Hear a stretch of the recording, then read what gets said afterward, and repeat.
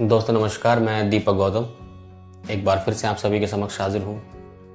आज हम बात करेंगे रोग क्यों होते हैं और रेकी से हम किस प्रकार से इसका उपचार करते हैं। तो पहले हम ये समझ लेते हैं रोग क्यों होते हैं। देखिए, हमारे शरीर में जो ऊर्जा काम कर रही है हम उसको प्राण शक्ति कहते हैं। वो प्राण शक्ति जो हमारे संपूर्ण शरीर को, हमारे संपूर्ण ऑर्गन्स को, हमारे संपूर्ण अस्तित्व को जीवन प्रदान करती है। जो हम सांस ले रहे हैं इसको हम प्राण शक्ति कहते हैं। और उसी प्रकार से हमारी ये प्राण शक्ति हमारे संपूर्ण शरीर को, हमारे संपूर्ण भौतिक शरीर और संपूर्ण सूक्ष्म शरीरों में ये प्राण शक्ति बहती है। इसको हम रेकी भी कह सकते हैं, क्योंकि रेकी का बेसिक मीनिंग्स क्या है? प्राण शक्ति। प्राण शक्ति ही रेकी है।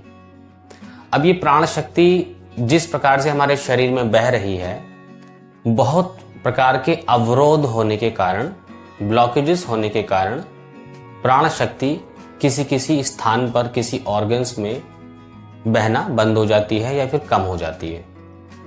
तो जब वहां प्राण शक्ति कम रूप में बहती है, कम बहती है, तब वहां पर रोग बनना शुरू होता है।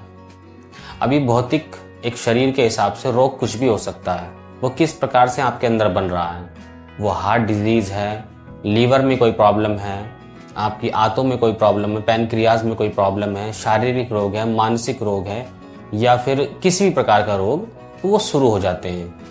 क्योंकि हमारे शरीर में जो प्राण शक्ति कार्य कर रही है, पूरे शरीर को हील कर रही है, नेचुरली हील कर रही है, वो शक्ति कहीं ना कहीं अवरोध की वजह से फ्लो नहीं कर पाती है। इसी वजह से वहां रोग उत्पन्न होना शुरू होते हैं और ये प्रोसेस बहुत ही स्लो होता है। अगर आप ये समझ सकते हैं कि आज आपको ये पता चले कि आपके लीवर में कोई प्रॉब्लम है, तो मैं ये दावे के साथ कह सकता हूं कि इस प्रॉब्लम को स्टार्ट होने में कम से कम 6 महीने, अधिक से अधिक 1 साल तक लगता है।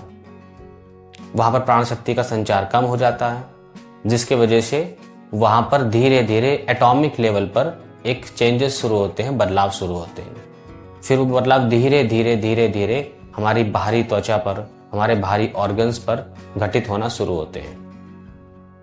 क्योंकि हम अपने भौतिक शरीर के साथ ज्यादा संवेदनशील हैं, तो हमें उन रोगों का ज्यादा पता होता है जो हमारे शरीर को प्रभावित करते हैं। इसी प्रकार से हमारे ऊर्जा शरीरों को, हमारी मेंटल बॉडी, स्पिरिचुअल बॉडी, हर प्रकार के जो सूक्ष्म शरीर हैं, उन सभी में भी रोग पैदा होते हैं, जो अलग अलग रूप में घटित होते हैं। इस पर कभी फिर से चर्चा करेंगे। लेकिन हमारे शरीर में जब प्राण शक्ति का फ्लो कम हो जाता है, बंद हो जाता है ब्लॉकेजेस के कारण, तो वहां एक बीमारी उत्पन्न होती है।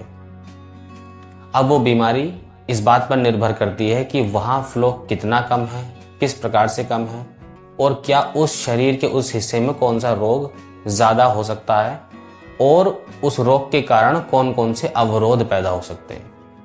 क्या आपने कभी ऐसा सुना है कि आपके कोई रोग आपके पैर में है लेकिन आपको सांस लेने में तकलीफ है? ये नहीं हो सकता, लॉजिकल बात नहीं है।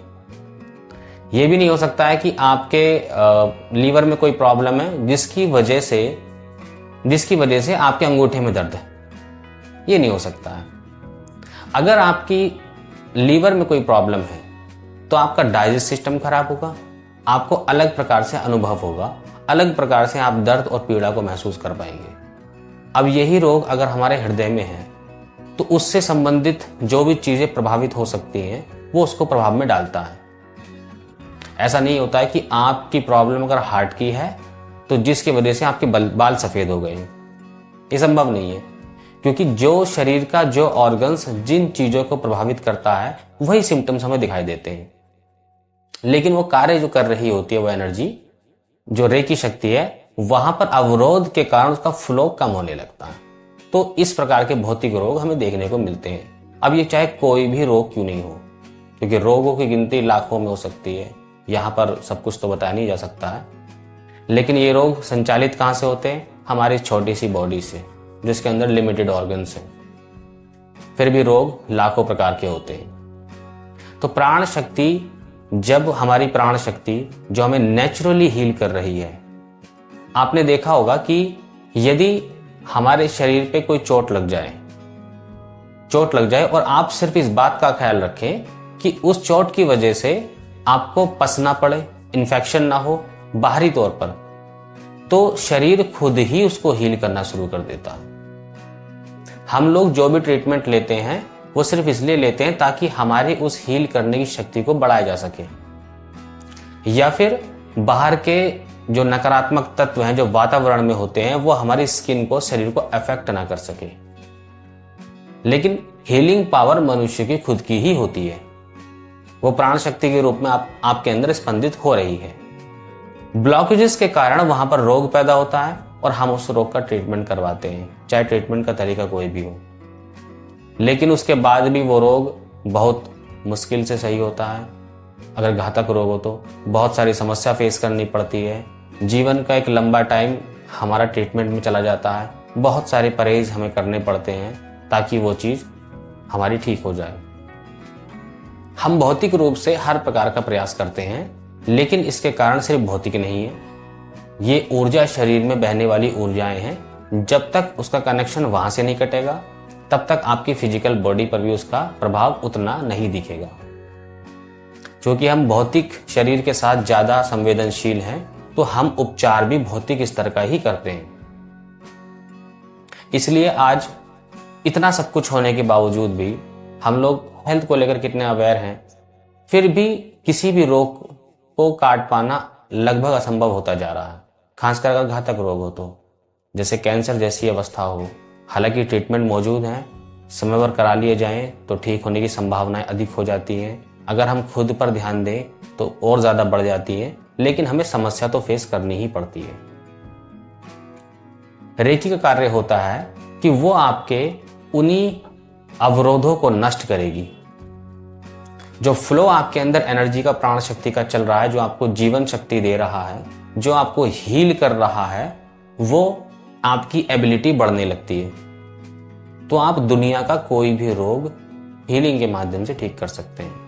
मैं ये नहीं कह रहा हूं कि आपको भौतिक रूप से किसी प्रकार के ट्रीटमेंट की जरूरत नहीं है। अगर आपको कोई घातक रोग है तो हो सकती है, नहीं भी हो सकती है, लेकिन जब हम सामंजस्य बिठाकर चलते हैं कि हमें ऊर्जाओं पर भी काम करना है और हमें भौतिक रूप से भी ट्रीटमेंट लेना है, भले वो ट्रीटमेंट आपका पिछले 10 साल से चल रहा हो, आपको आराम नहीं मिल रहा है, पिछले 5 साल से चल रहा है, आपको आराम नहीं मिल रहा है, ये जितना भी टाइम पीरियड आपका रहा हो, तो वो चीजें ठीक होना शुरू हो जाती है। क्योंकि यहाँ पर हमने अपने दोनों शरीरों को देखकर चला, अपने भौतिक शरीर को भी हम देखकर चल रहे हैं, अपने आध्यात्मिक शरीरों को भी हम देखकर चल रहे हैं, स्पिरिचुअल शरीरों को देखकर चल रहे हैं, सूक्ष्म शरीरों को देखकर चल रहे हैं। जब ये सामंजस्य बैठता है तो दुनिया का कोई भी घातक से घातक रोग, ब्लड कैंसर जैसी चीजें जो बहुत घातक रोग है, वो भी नष्ट किए जा सकते हैं।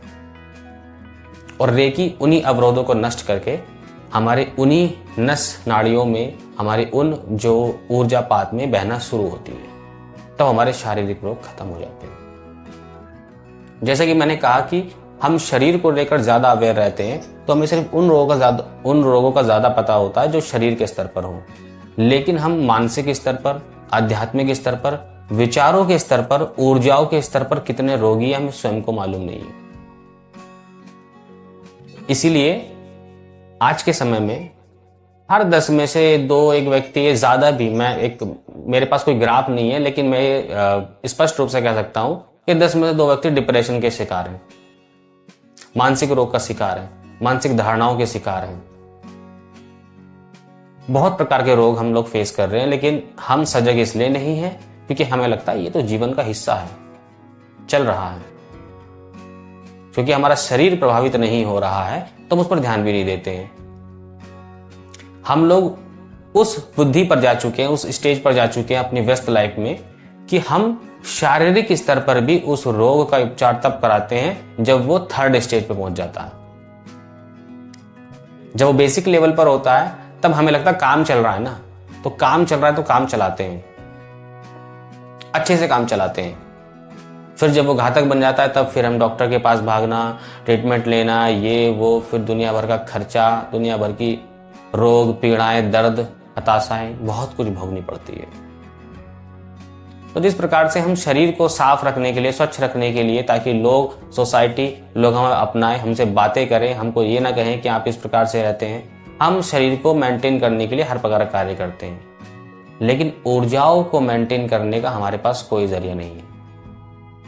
उसी में जरिया आता है अध्यात्म, रेकी, मेडिटेशन, ध्यान या अध्यात्म के वो सभी स्वरूप, सभी रास्ते जो कहीं ना कहीं आपको वो ऊर्जा प्रदान करते हैं। और इन्हीं प्रकार से बीमारियां होती हैं। हम जितने ज्यादा प्रकृति से दूर रहेंगे, और चूंकि हम हो ही चुके हैं, हम जितने ज्यादा प्रकृति से दूर रहेंगे, जितना ज्यादा आध्यात्मिक अभ्यास से दूर रहेंगे, हमारे जीवन में रोगी होने की चांसेस बहुत ज्यादा बढ़ते जाते हैं। और आज हम देख भी रहे हैं कि अध्यात्म एक प्रक्रिया नहीं रह गई है, ये सिर्फ एक काम बन गया है कि आपने सिर्फ भगवान नाम की एक चीज से कुछ ना कुछ मांगना है। भिखारी हो गए हम लोग, हम भिखारी की अवस्था में पहुंच चुके हैं, क्योंकि हमने सिर्फ भगवान से मांगना है। हम लोग अपनी इच्छाओं पर इस कदर जीवित हैं, इस कदर हम पूरी इच्छाओं को पकड़े बैठे हैं, पूरे संसार को पकड़े बैठे हैं। जबकि ये सारी चीजें प्राप्त होती हैं, लेकिन हमारे मांगने का तरीका गलत होता है। जब हम खुद पर काम करते हैं, अपनी ऊर्जाओं पर काम करते हैं, अपने शरीर पर काम करते हैं, तब स्वतः ही ये सारी चीजें आपके जीवन में बैलेंस होना शुरू हो जाती हैं। तो इसी प्रकार से हम सिर्फ शरीर के रोग स्तर पर जीवित नहीं है, हम बहुत स्तर पर जीवित हैं। इसी प्रकार से रोग सिर्फ शरीर के स्तर तक नहीं होते, रोग बहुत स्तर के होते हैं। और इन सभी रोगों को आप ठीक कर सकते हैं रेकी से। जब रेकी प्राण शक्ति आपकी नस नाड़ी ऊर्जा पात में ट्रेवल करती है, बहती है, तो आपके अंदर के सारे रोग, सारी नकारात्मकताओं का नाश कर देती है। और आपके अंदर वो जीवंत शक्ति, जिसको हम प्राण शक्ति कह रहे हैं, वो आपके अंदर उसकी वृद्धि होने लगती है, आप और जीवंत हो जाते हैं। तो आज हमने समझा किस प्रकार से हम ये बीमारियां होती हैं और किस प्रकार से इसका निवारण होता है। तो रेकी, मैं कह सकता हूं कि रेकी दुनिया के हर रोग का इलाज है। हर रोग, कितना भी लाइलाज रोग, उसका भी रेकी इलाज है, अगर उसको सही ढंग से किया जाए, सही तरीके से किया जाए, सही गुरु के गाइडेंस में किया जाए। क्योंकि मेरे पास बहुत सारे ऐसे सवाल भी आते हैं कि वो काफी समय से रेकी कर रहे हैं, लेकिन एक छोटी सी डिजीज को हील नहीं करवा रहे हैं। तो इसका मतलब कहीं ना कहीं गलती है। हीलिंग एनर्जी इतनी छोटी नहीं है क्योंकि विशेष रोग, छोटे मोटे या घातक से घातक रोग पर भी रुक जाए, नहीं, ये संभव नहीं है। तो यहाँ तक सारी बातें स्पष्ट हैं। आज के लिए इतना ही। नमस्कार, धन्यवाद।